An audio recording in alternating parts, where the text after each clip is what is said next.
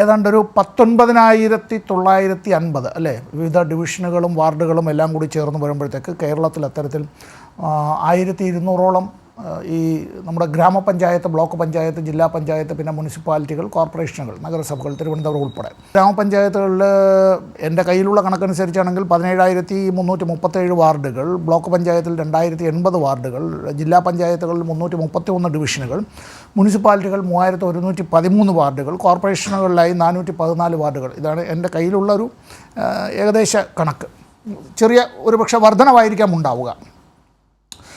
അപ്പോൾ ഇതിൽ പല ആളുകളും ഇപ്പോൾ നമ്മൾ കേൾക്കുന്നതായിട്ടുള്ളൊരു കാര്യമുണ്ട്. അതിപ്പോൾ ഈ ഒരു പാർട്ടിയിൽ നിന്ന് മറ്റൊരു പാർട്ടിയിലേക്ക് മാറുന്നു, അങ്ങനെയൊക്കെയുള്ള കാര്യങ്ങൾ. ഇതെല്ലാം എന്താണെന്ന് വെച്ചാൽ പലപ്പോഴും പലയിടത്തും അത് കോൺഗ്രസ് അല്ലെങ്കിൽ CPM അല്ലെങ്കിൽ BJP അല്ലെങ്കിൽ മറ്റു പലതിലും ഈ രാഷ്ട്രീയ ബോധത്തിൻ്റെ കുറവ് തന്നെയാണ് ഒന്ന്. അതെന്തുകൊണ്ട് എന്ന് ചോദിച്ചാൽ എനിക്ക് മത്സരിക്കണം. നമ്മുടെ ഇപ്പോൾ ഞങ്ങളുടെയൊക്കെ പാർട്ടിയിൽ പറയും ഈ പാർലമെൻ്ററി വ്യാമോഹം എന്നുള്ളത്, അല്ല ഒരു പാർലമെൻ്ററി അത്യാഗ്രഹം എന്നുള്ളത്. പാർലമെൻ്ററി വ്യാമോഹം എന്നുള്ളത് മറ്റൊരു കാര്യമാണ്. പാർലമെൻ്ററി രംഗം കൊണ്ട് എല്ലാ കാര്യങ്ങളും പരിഹരിച്ച് കളയാമെന്നുള്ള വ്യാമോഹമാണ്. എനിക്ക് മത്സരിക്കണം, ചോരെഴുത്തൻ്റെ പേരുകളെല്ലാം ഇങ്ങനെ ഉണ്ടാവണം, പോസ്റ്ററുകളൊക്കെ ഉണ്ടാവണം, അങ്ങനെ ഞാൻ ഈ ഡിവിഷനിൽ അല്ലെങ്കിൽ ഈ വാർഡിൽ ഞാനായാലേ ശരിയാവുള്ളൂ എന്നൊക്കെ ഉള്ളത്. നമ്മളെല്ലാം അത്തരത്തിലുള്ളൊരു കാര്യത്തിൻ്റെ അല്ല. പ്രൊഫസർ റോണിക്ക് ബേബിയും ഈ കാര്യത്തിൽ എന്നോട് സമ്മതിക്കുമെന്ന് തോന്നുന്നു. രാഷ്ട്രീയ പ്രവർത്തകർ എന്നുള്ള നിലയിൽ പൊതുപ്രവർത്തകരായി അത്തരത്തിൽ പ്രവർത്തിക്കുമ്പോൾ തെരഞ്ഞെടുപ്പുകൾ വരുമ്പോഴും എല്ലാ തെരഞ്ഞെടുപ്പുകളിലും അങ്ങനെ എല്ലാവരും മത്സരിക്കാൻ വേണ്ടിയിട്ടുള്ളൊരു കാര്യത്തിൻ്റെ അല്ല. ഇവിടെ ഇപ്പോൾ കോൺഗ്രസിൻ്റെ ഈ ഒരു കാര്യത്തെ സംബന്ധിച്ച് നമ്മളറിയാം. മറ്റു വിഷയങ്ങളില്ലാത്തത് കൊണ്ട് എന്നുള്ള നിലയിലേക്ക് ഞാൻ പറയുന്നില്ല. ഞാൻ തൊഴിൽ കൊണ്ട് ഞാൻ അഭിഭാഷകനാണ്, ഇപ്പോഴും ഞാൻ അഭിഭാഷകനാണ്. ബഹുമാനപ്പെട്ട കേരള ഹൈക്കോടതി ശ്രീ വിനുവിൻ്റെ കാര്യത്തിൽ എന്താണ് ആ വിധിന്യായത്തിൽ പറഞ്ഞിട്ടുള്ളത്? നാട്ടിലെ മാധ്യമങ്ങളിലെല്ലാം ഈ കാര്യം റിപ്പോർട്ട് ചെയ്തു വന്നതാണ്. അതിൽ പറഞ്ഞിട്ടുള്ള കാര്യങ്ങൾ ഞാനിവിടെ ആവർത്തിക്കുന്നില്ല. സിജുവിൻ്റെ കയ്യിലുണ്ട്. ഞാനായിട്ടത് അങ്ങനെ പറഞ്ഞ് അദ്ദേഹത്തെ വേദനിപ്പിക്കാനായി ഞാൻ ആഗ്രഹിക്കുന്നില്ല.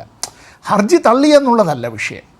ഹർജി സ്വാഭാവികമായി ഇപ്പോൾ അവിടെ യെസ് ഓർ നോ മാത്രമേ പറയാൻ കഴിയുള്ളൂ. തെരഞ്ഞെടുപ്പുമായി ബന്ധപ്പെട്ട ഇത്തരം കാര്യം ഈ തെരഞ്ഞെടുപ്പ് ഹർജി നമ്മൾ പലപ്പോഴും പറയുമല്ലോ. ഈ ഹൈക്കോടതി വിചാരണ ചെയ്യുന്നത് വാസ്തവത്തിൽ ഈ MLA-മാരുടെ അല്ലെങ്കിൽ MP-മാരുടെ തെരഞ്ഞെടുപ്പുമായി ബന്ധപ്പെട്ടുള്ള ഇലക്ഷൻ ഹർജികൾ മാത്രമാണ്. മറ്റൊന്നിലും വിചാരണയില്ല. അപ്പോൾ ഇതിലൊന്നും ഹൈക്കോടതിയിലേക്ക് ഇത് ചെല്ലുന്നത് ഇപ്പോൾ നോമിനേഷൻ തള്ളപ്പെട്ടു എന്നുള്ള കാരണത്താലാണ്. വോട്ടർ പട്ടികയിൽ പേരുണ്ടാവണം. ഏറ്റവും ഒടുവിലത്തെ വോട്ടർ പട്ടികയിൽ പേരുണ്ടാവണം.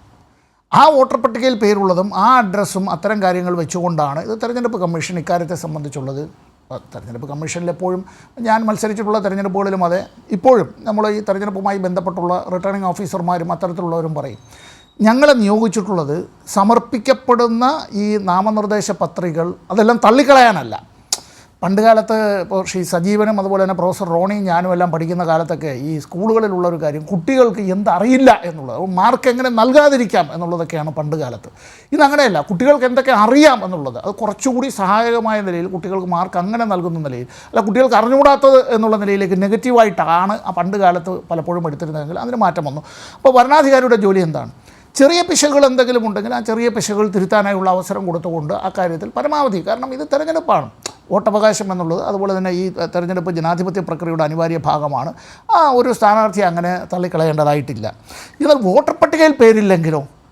അപ്പോൾ ഇവിടെ CPM-ൻ്റെ കോഴിക്കോട് ജില്ലാ സെക്രട്ടറി മെഹബൂബ് പറഞ്ഞ കാര്യം, അത് അദ്ദേഹം പറഞ്ഞത് വളരെ മാന്യമായിട്ടാണ് ആ ഒരു കാര്യത്തെക്കുറിച്ച് പറഞ്ഞത്. DCC പ്രസിഡൻറ്റിൻ്റെ ഇക്കാര്യത്തിലുള്ള ഖേദപ്രകടനത്തെ സംബന്ധിച്ച് അദ്ദേഹം അത് മുഖവിലക്കെടുത്തുകൊണ്ടാണ്. രാഷ്ട്രീയമായി നമുക്ക് ആരോപണ പ്രത്യാരോപണങ്ങളോ വല്ലാതെ ചെളിവാരി എറിയലോ ഒക്കെ ആണെങ്കിൽ അത് പലതും പറയാം. ഇവിടെ ഒരു കാര്യം, ഈ പറഞ്ഞിട്ടുള്ള സ്ഥാനാർത്ഥിയായി അവർ കണ്ടെത്തിയ ആൾ നമ്മളെല്ലാവരും അറിയുന്നൊരു വ്യക്തിയാണ്. അതുകൊണ്ട് തന്നെ കൂടുതൽ ജാഗ്രത അവിടെ ഉണ്ടാവേണ്ടിയിരുന്നു. അതുണ്ടായോ?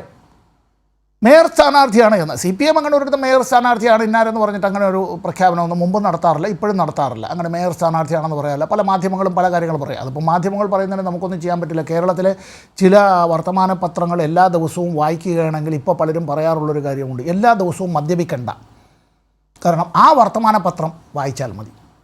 ചിലർ ഈ മയക്കുമരുന്നിന് അടിമകളായിട്ടുള്ളവരുണ്ട്. MDMA ഉൾപ്പെടെയുള്ള മറ്റു പല കാര്യങ്ങളും അത്തരം കാര്യങ്ങൾ. എൻ്റെ ഗവേഷണ പ്രബന്ധവുമായി ബന്ധപ്പെട്ട വിഷയം കൂടി അതാണ്. ഒരു മയക്കുമരുന്നും ഉപയോഗിക്കേണ്ട, ഈ പത്രം ദിവസവും വായിച്ചാൽ മതി എന്ന് പറയുന്ന നിലയിലേക്ക് കേരളത്തിലെ ഈ മാധ്യമ സംസ്കാരം അങ്ങനെ എത്തപ്പെട്ടിട്ടുണ്ട്.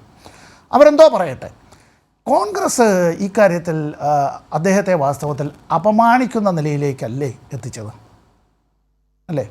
മേയർ സ്ഥാനാർത്ഥിയാണ് എന്ന് പറഞ്ഞു, ആ ഒരു മനുഷ്യനെ തന്നെ കണ്ടെത്തി, അതിനുവേണ്ടിയുള്ള ഇപ്പോൾ മറ്റ് പലരുടേതുമായി തെരഞ്ഞെടുപ്പിൻ്റേത് ഒരു സ്ഥാനാർത്ഥി അവിടെ അല്ലെങ്കിൽ വേറൊരിടത്ത് ഇപ്പോൾ അതെല്ലാം അങ്ങനെ സംഭവിച്ചിട്ടുണ്ട് എങ്കിൽ അത് ജാഗ്രത കുറവ് തന്നെയാണ്. ഇനി എം വി ഗോവിന്ദൻ മാഷ് ഇക്കാര്യം പറഞ്ഞിട്ടുണ്ട്. എം വി ഗോവിന്ദൻ മാഷ് മാത്രമല്ല, താഴെത്തട്ടിൽ ഞങ്ങളടക്കം ബൂത്ത് തലം വരെയുള്ള കാര്യങ്ങൾ നടത്തുമ്പോഴും പറയാറുള്ളത്, എല്ലാ ഭവനങ്ങളിലും നിങ്ങൾ ചെല്ലണം, എല്ലാ സമ്മതിദായകരെയും നേരിട്ട് കാണണം, അവരെ തിരിച്ചറിയണം, അവരുമായി ബന്ധപ്പെട്ട് കാര്യങ്ങൾ സംസാരിക്കണം എന്നുള്ളതാണ്. അല്ലാതെ നമ്മളിപ്പോൾ ഈ പറയുന്ന മൾട്ടിമീഡിയയിൽ ഇത്തരത്തിൽ പല ആളുകളും അങ്ങനെ അയച്ചിട്ട് എത്രയും പെട്ടെന്ന് മാക്സിമം ഷെയർ ചെയ്യുക എന്നുള്ള നിലയിലേക്കല്ല. പേഴ്സൺ ടു പേഴ്സൺ കോൺടാക്റ്റ് എന്നുള്ളത് ഒരു ജനാധിപത്യ പ്രക്രിയയിൽ, പ്രത്യേകിച്ച് നമ്മുടേതുപോലുള്ള രാജ്യത്ത് ഇവിടെ രാഷ്ട്രീയമായി വളരെ സെൻസിറ്റീവാണ്. അതുകൊണ്ട് തന്നെ ഈ കാര്യമുണ്ട്. ഞാൻ നിർത്തുന്നതിന് മുമ്പ് ഒരു കാര്യം, ഇപ്പോൾ സെറിൻ്റെ കാര്യം വന്നിട്ടുണ്ട്. തീവ്ര വോട്ടർ പരിഷ്കരണത്തെ സംബന്ധിച്ച് എൻ്റെ അനുഭവം തന്നെ ഞാൻ പറയാം, അതുകൂടി പറഞ്ഞങ്ങ് നിർത്താം. എൻ്റെ വീട്ടിലെ ഒരു പെൺകുട്ടി വന്നു. ഞാൻ തെരഞ്ഞെടുപ്പ് പ്രവർത്തനങ്ങളുമായി ബന്ധപ്പെട്ട് പൊതുയോഗത്തിന് ഇറങ്ങാനായിട്ട് നിൽക്കുമ്പോഴാണ് വന്നത്. വൈകുന്നേരം 5 മണി കഴിഞ്ഞതിന് ശേഷം അകത്തേക്ക് വന്നോട്ടെ എന്ന് ചോദിക്കുകയാണ്. ആ പെൺകുട്ടി മാത്രമാണുള്ളത്. അപ്പോൾ ഞാൻ ഇപ്പോൾ എന്താ കാര്യം എന്ന് ചോദിച്ചു. അപ്പോൾ ഞാൻ ഇന്നാരാണ് എന്ന് പറഞ്ഞ് ശരി. അപ്പോൾ പറയുമ്പോൾ ഞാൻ എന്ത് പറയും, ആ കുട്ടിയുടെ കയ്യിലിരിക്കുന്ന രേഖകൾ ഒറ്റയ്ക്ക് എനിക്ക് ആ വീട്ടിൽ ഒരു പുരുഷൻ എന്നുള്ള നിലയിൽ എനിക്ക് വാങ്ങി അത്തരം കാര്യങ്ങൾ പരിശോധിക്കാൻ എനിക്ക് തന്നെ ഒരു പരിമിതിയുണ്ട്. നോക്കുമ്പോൾ എൻ്റെ 8 കൊല്ലം മുമ്പ് മരണപ്പെട്ടു പോയ എൻ്റെ പിതാവിന് 100 വയസ്സായി ആ വോട്ടർ പട്ടികയിലുണ്ട്. എന്നാൽ എൻ്റെ പിതാവ് മരണപ്പെടുമ്പോഴും ജീവിച്ചിരുന്നതായിട്ടുള്ള എൻ്റെ മാതാവിൻ്റെ പേര് ആ വോട്ടർ പട്ടികയിലില്ല. എൻ്റെ ഭാര്യയുടെ പേര് വോട്ടർ പട്ടികയിലില്ല. ഈ കഴിഞ്ഞ തെരഞ്ഞെടുപ്പിലും പാർലമെൻറ്റ് തെരഞ്ഞെടുപ്പിലും നിയമസഭാ തെരഞ്ഞെടുപ്പിലും വോട്ട് ചെയ്ത് സ്റ്റാറ്റസ് അടക്കമിട്ട എൻ്റെ മകൾ, അവൾ ക്ലിനിക്കൽ സൈക്കോളജിസ്റ്റാണ്, അവളുടെ പേര് വോട്ടർ പട്ടികയിലില്ല. 2002 വോട്ടർ പട്ടികയുമായിട്ടാണ് ഈ കുട്ടി വന്നിരിക്കുന്നത്. ഈ കുട്ടി പറയുന്ന പല കാര്യങ്ങളും എനിക്ക് തന്നെ മനസ്സിലാകുന്നില്ല. അങ്ങനെയാണ് എങ്കിൽ നമ്മുടെ നാട്ടിലെ തന്നെ തീരെ ഇത്തരം കാര്യങ്ങളിൽ ഒരു പ്രാഥമിക വിദ്യാഭ്യാസം മാത്രം ലഭിച്ചിട്ടുള്ള പലർക്കും അങ്ങനെ മനസ്സിലാകും.